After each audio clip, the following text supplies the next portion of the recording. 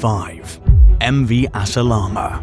A tiny passenger ferry called the MV Asalama was leaving the port of Tarfaya and heading to the Canary Islands in 2008. While going through the Flag of Panama, she crashed into the rocks. Even after all these years, the wreck is still clearly visible. In 1967, the ferry was built at the Oivaardsila A/B shipyard in Turku, Finland. It measured a length of 331 feet. 2 diesel engines powered the drive, which produced a speed capable of 19 knots while powering 2 propellers. The Silja Line originally owned the ferry from 1967 until 1970. The ship's first name was the MV Botnia. It was operated by the Angvaardgis Bolaget Bor H. Wieland lines from 1970 to 1975. The Spanish airline company Compa Transmediterránea acquired the ferry in 1975, and they used it until 1999 under the name MV Cuidad de la Laguna. The little ferry was then bought by Navier Armas, who gave it a new name, MV Volcan de Tenagua. The vessel started running between the Moroccan port of Tarfaya and the Canary island of Fuerteventura in 2008 under yet another new name, MV Asalama. On April 30th, 2008, while on one of its journeys, the ship struck a dock, causing severe hull damage. The ship's crew made the decision to run aground close to the coast since the leaks were so significant. The next rescue effort ended in the recovery of all 113 onboard passengers, as well as 30 crew members. The ferry was eventually just abandoned on the rocks due to the ship's poor condition, corrosion, and age. 4. Carol Deering.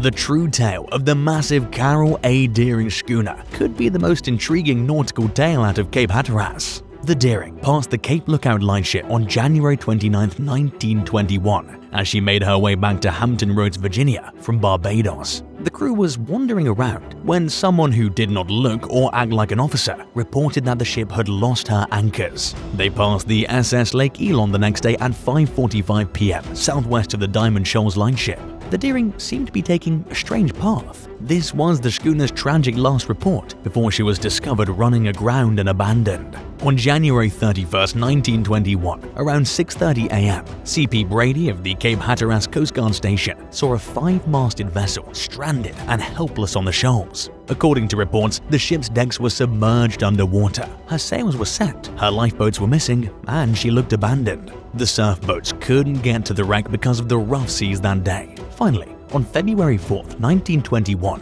the rescue arrived. It then sailed alongside the cutter Manning to the shattered ship. The Carol A. Deering was identified when Rescue Captain James Carlson stepped on board. All personal effects, important navigational tools, paperwork, and the ship's anchors were missing upon investigation. The food was arranged as if the crew was still getting ready for dinner, but strangely, there was no one in sight. The Deering's dented and shattered hull was all that remained to remember the ship's peculiar trip. The vessel was dragged away and destroyed with dynamite in March 1921 after it broke apart on the shoals. A message in a bottle that described pirate seizure of the Deering was found in April by Christopher Columbus Gray of Buxton, North Carolina. The note's author, Herbert Bates, an engineer, was confirmed by handwriting specialists, but the letter was eventually determined fake by Gray, according to analysis by federal government experts. The ship's captain's wife, Mrs. Lula Wormel, the former master, Captain Merritt, and the Reverend Dr. Addison Lorimer traveled to Washington in May 1921 and persuaded Secretary of Commerce Herbert Hoover to launch an open investigation. In July 1921, FBI agent Thompson paid a visit to Dare County. Among the leads he pursued were tales of mutiny, rum-running criminals, and pirates. He questioned local shoreline guardsmen about the idea that the crew had simply mutinied and left the ship, and they said impossible, since the coast was way too choppy for safe lifeboat landings. Captain Balance of the Cape Hatteras station stated, "I believe they abandoned her after taking everything of value." He also claimed the crew ran her up the shoals on purpose. The investigation was ultimately unsuccessful. No evidence of the crew, the ship's log, or the navigational aids were ever found. It's still a mystery that remains unsolved to this day. What do you think happened to the Deering? Let us know in the comments down below, and subscribe if you've enjoyed the video so far. 3. The Royal Merchant.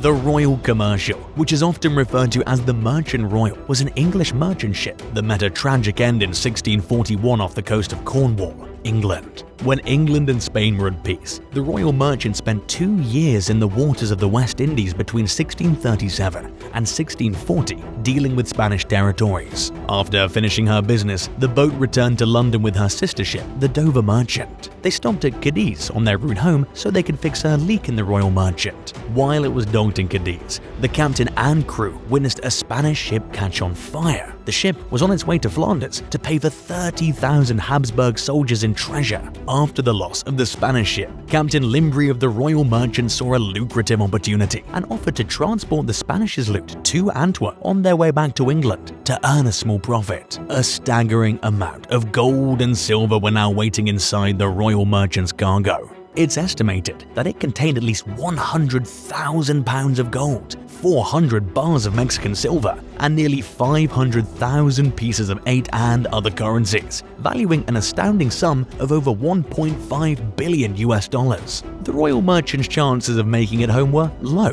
thanks to the lengthy journey and the increased shipload from the added valuables. The Royal Merchant perished in a watery grave on September 23, 1641, after a storm opened up leaks and malfunctioning pumps were unable to get rid of the oncoming water. 18 men died in the sinking, along with a rumored amount of treasure, while Captain Limbri and 40 of his crew escaped. To continue their journey home, Limbri and the survivors were picked up by their sister ship, Dover Merchant. Over the centuries, a few treasure hunters have searched for the missing Royal Merchant ship. For many years, the Odyssey marine exploration business sought after the treasure, and in 2007, they found a wreckage where they discovered approximately $500 million worth of silver and gold. The Nuestra Señora de las Mercedes, a Spanish ship that sank in 1804 off the southern coast of Portugal, was thought to have carried some of the riches that were lost when it first sank, although many people still believe this came from the Royal Merchant. A long shank anchor with an Admiralty pattern, similar to the one the Royal Merchant would have used, got entangled in fishing nets in March 2019.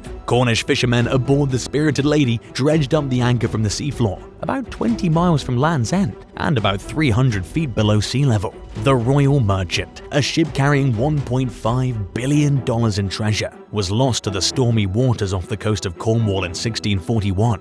The Odyssey Marine Exploration Firm and several others are still searching for the ship and money today. 2. The Witchcraft. On the night of December 22, 1967, seasoned sailor and hotelier Dan Burak sailed off on the Witchcraft luxury cabin cruiser with his friend, Father Patrick Horgan, to see holiday lights off the coast of Miami, Florida. Unfortunately, not too far offshore at 9 p.m., the boat collided with something beneath the water. Although he did not perceive any imminent danger, Dan seemed like he knew the yacht's rudder or even the propeller system had been damaged in the collision. The actual hull, though, appeared fine. Dan called the Miami Coast Guard at 9 p.m. and let them know he needed help getting back to the marina he left from. Additionally, he said that there was no emergency on the Witchcraft. He was calm and collected when making the call, according to those who received it. Despite sending help as soon as they could, they didn't think there was an urgent problem based on the tone of Dan's voice. They didn't notice anything unusual about the situation until they arrived, barely 19 minutes after Dan's call had been answered. Many locals were aware that the Witchcraft had a custom floating system. The opulent boat was thought to be unsinkable, but history often proves otherwise. When help came, the Witchcraft had vanished into thin air. In actuality, there was no indication that the yacht had been in a struggle, and there was no sign a boat had ever been there at all. At this moment, Witchcraft started to gain traction as the newest Bermuda Triangle mystery. The boat somehow vanished, and the Miami Coast Guard was at a loss for words. They never got any other requests for help from the vessel. To keep an eye out for the cruiser, they issued a warning to all ships. Dan, the priest, and his cherished Witchcraft were still not found after a thorough search covering a region of 1,200 square miles. Despite the fact the boats were actively keeping an eye out for the boat, nobody saw it anywhere. Over the course of 6 days, an astonishing 24,500 square miles was eventually searched. The next Bermuda Triangle mystery seemed to be the Witchcraft incident. They're believed to be missing, but not at sea, according to the Miami Coast Guard. The Witchcraft mystery, which is one of the biggest unsolved nautical cases, will likely never be solved. 1. SS Poet.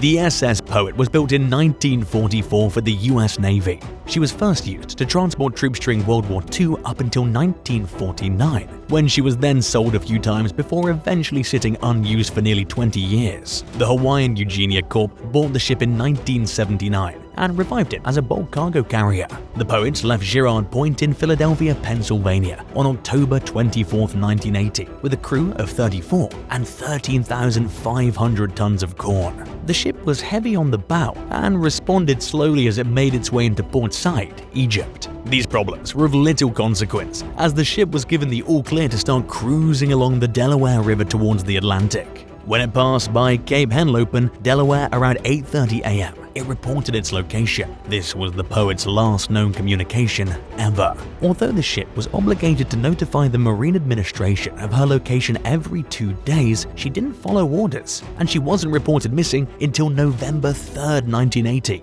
By then, if the ship had continued on its path, she would have arrived in Egypt at some point or another, but because of the delay, the search was difficult. In either case, the US Coast Guard launched a major investigation and search effort that spanned 290,000 square miles from Cape Henlopen to the Straits of Gibraltar. Additionally, a total of 9 aircraft searched about 393,000 square miles. The ship, its 34-person crew, any debris or an oil leak were never found. Another investigation was launched by the Marine Board in an effort to find out what happened to the Poet, but other things soon came to light. At the Baltimore, Maryland Radio Control Tower, a brief alarm was heard on October 26, 1980. Because it was so short, it was impossible to tell if it was from the Poet, but if it was, the ship's location suggested it was around the edge of the Sargasso Sea, in the middle of the Bermuda Triangle. Before leaving Philadelphia, the ship underwent an inspection from the Coast Guard. Despite certain